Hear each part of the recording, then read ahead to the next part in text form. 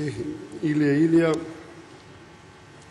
гледате дека веќе ваши обиди да се исправат кривите дрини, кои што вие ги гледате во извештајот, а всушност тоа е едни, јас би рекол, благи констатации за состојбата во Република Македонија, благи затворени во Обланда, зашто таков е вордингот на Европската комисија, таков е бил секогаш, и еден вид на вадење за оние 90% и кусор граѓани на Република Македонија кои што се уште мислат за среќа дека Македонија треба да влезе во Европската унија и во НАТО. Велам, мислам дека веќе не побудуваат интерес ваквите ваши перења на совеста или грчевито обидување да се сврти водата на друга воденица.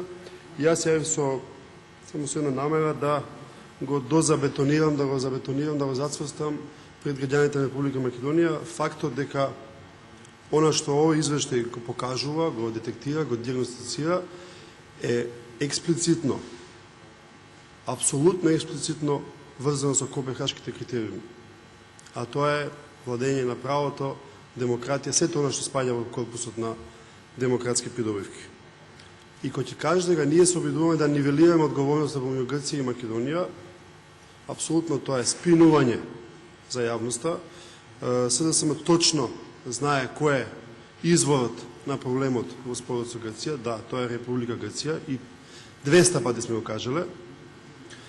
Но ова што се случува во Македонија во последните, особено после 2008 година, последните години, и ова што веќе експлицитно го констатира последниот извештај на Европската комисија, укажува дека Македонија има сериозен проблем да се бори на меѓународна арена против аргументите на Грција, која во Македонија деградира на демократијата. И што повеќе ви кажам?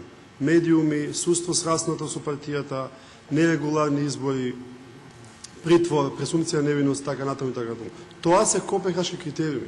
И ние можеме да збориме за земјоделство, но тоа нема да ни помогне во приказна доколку не ги признаеме овие работи и се обидеме да ги поправиме.